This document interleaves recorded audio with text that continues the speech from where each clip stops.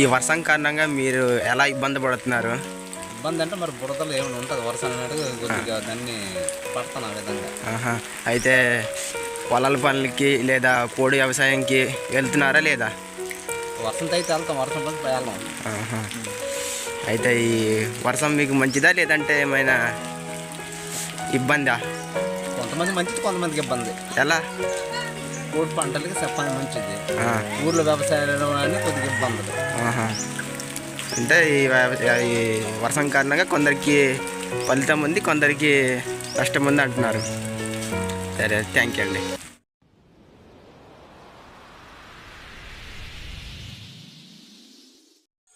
Hello guys, welcome to my YouTube channel కన్నాపాడిపాయ్.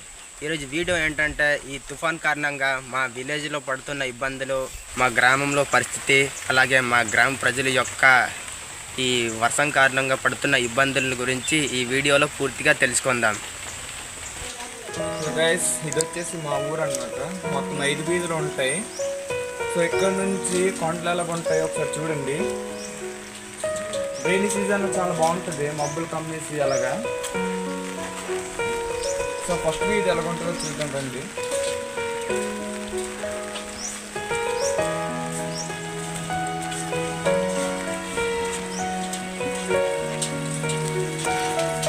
So ఇదే అన్నమాట first వీధి, చూడండి ఎలా ఉంటుంది.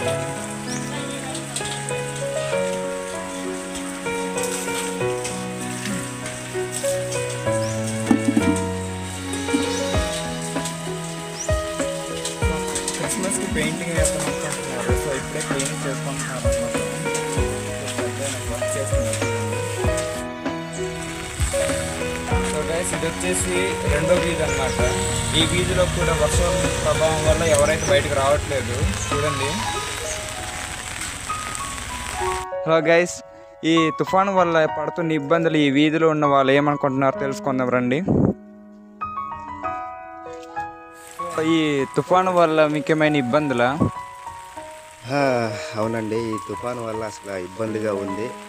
కొండకి వెళ్ళిపోతున్నాము, బయటకు వెళ్ళిపోతున్నాము. అసలు ఉదయం నుంచి పడుతుంది వాన, బయటకు వెళ్ళడానికి కూడా ఇబ్బందిగా ఉంది.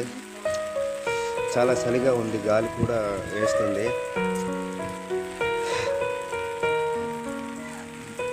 సో గైస్, ఈ వీధిలో ఉన్న వాళ్ళు పడుతున్న ఇబ్బందులు ఇదన్నమాట. సో మా ఊరిలో ఇది వచ్చేసి 3వ వీధి అనమాట.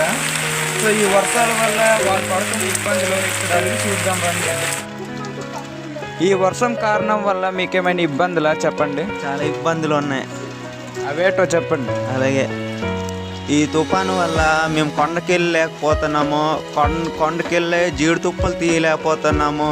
తర్వాత మా కంది చేను అనేది దగ్గర ఒక అరెకరం ఉంటుంది.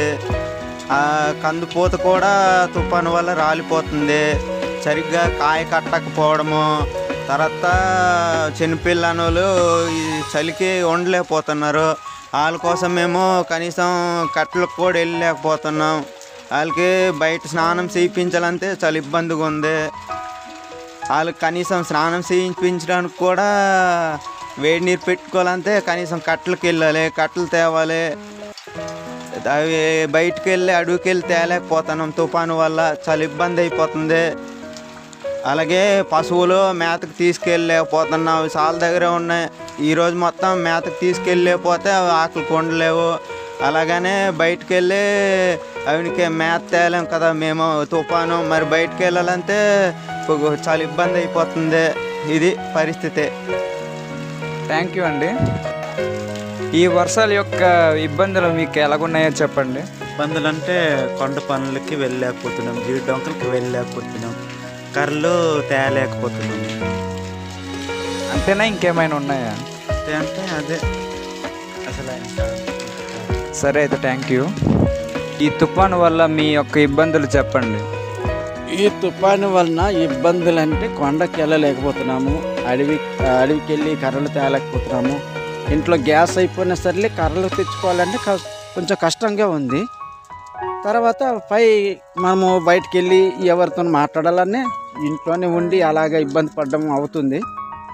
తర్వాత మరి ఈ కొండకెళ్ళి చెట్లు ఏవి గాలి ద్వారా ఇరిగిపోయిందా ఏటయిందా అంది కొంచెం చూడాలంటే బయటికి వెళ్ళాలంటే కొంచెం కష్టంగా ఉంది.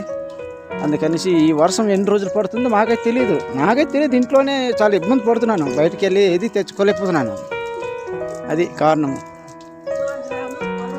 సో ఇది వాళ్ళు పడుతున్న ఇబ్బందులు అన్నమాట. ఈ తుఫాను వల్ల మీకేమైనా ఇబ్బందులా? తుఫాను వల్ల నాకు ఇబ్బందులు అంటే ఇవాళ కరెంట్ పనులు వైరింగ్లకి వెళ్తున్నాను కానీ మరి వెళ్ళలేకపోతున్నాను. ఈ ముసురుకి వెళ్ళలేకపోతున్నాను. అందరూ చెప్తుంటారు, నేను వెళ్ళలేకపోతున్నాను. వాళ్ళు రమ్మంటున్నారు కరెంటు వైరింగ్లు రిపేర్లు ఉండి చేయాలంటే నేను వెళ్ళలేకపోతున్నాను. ఈ తుఫాను క్లియర్ అయిపోతే వెళ్తున్నాను అనుకుంటున్నాను కానీ ఎప్పుడు తుఫాను క్లియర్ అవటం లేదు.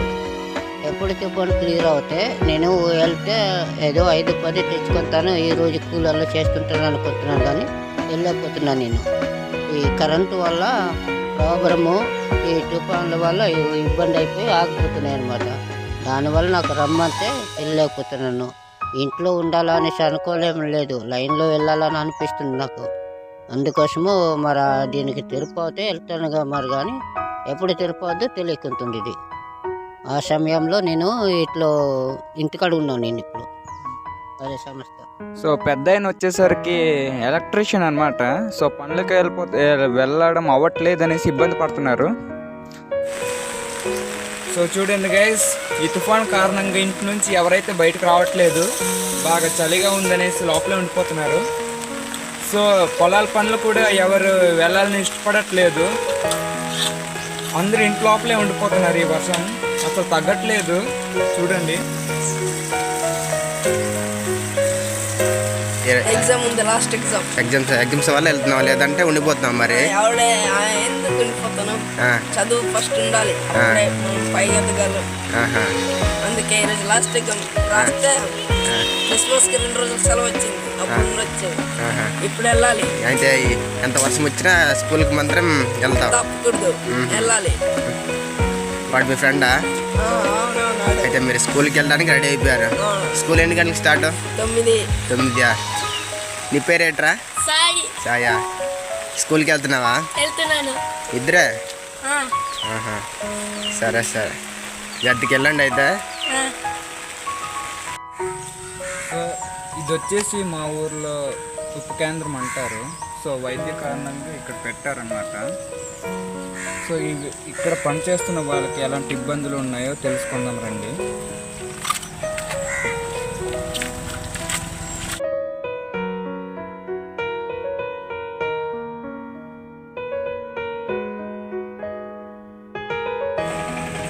సో ఇప్పుడు ఆరోగ్య కేంద్రం నుంచి బయటకు వచ్చాను. సో మేడం గారికి అడిగాను.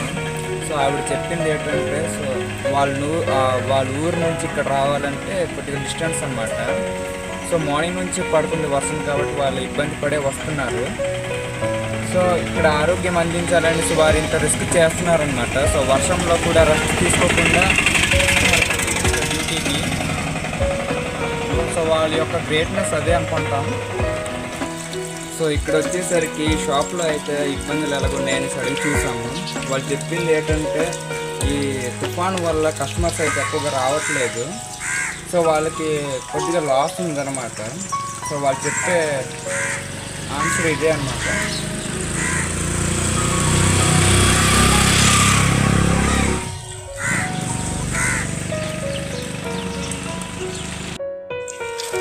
సో గాయ్స్, ఇప్పుడు ఊర్లో పరిస్థితులు చూశారు కదా. ఇప్పుడైతే మా పంట పొలాలు, పత్తి మొక్కలు మరియు వరి పంటలు అనేవి నూర్పులు కంప్లీట్ చేశారా లేదా ఈ వర్షానికి తడిసిపోయిందా అనే విషయాలపై తెలుసుకుందాం.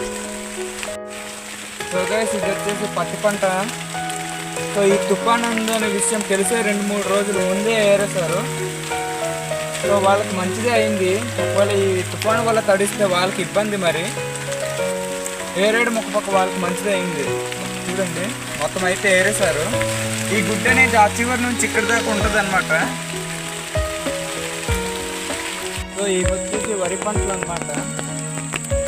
సో రైతులకి అడిగి చూసాము. సో ఈ తుఫాను ఉందనే విషయం ముందునే తెలిసి ఒక 2-3 రోజులే నూర్పులు అయితే అయిపోయినాయి. సో వాళ్ళకైతే ఏమి ఇబ్బంది లేదని చెప్పారు. సో గాయ్స్, ఇదే అనమాట ఈరోజు వీడియో. సో సో ఈరోజు మనం తెలుసుకున్నది ఏంటంటే ఈ తుఫాను వల్ల యొక్క ఇబ్బందులు తెలుసుకున్నాం. సో మా ఊర్లో పడుతున్న ఇబ్బందులు అందరికీ అడిగి చూసాము, మొత్తానికి వీడియోలో ఉంది. సో ఈ వీడియో మీకు నచ్చినట్లయితే లైక్, షేర్, సబ్స్క్రైబ్ చేయండి.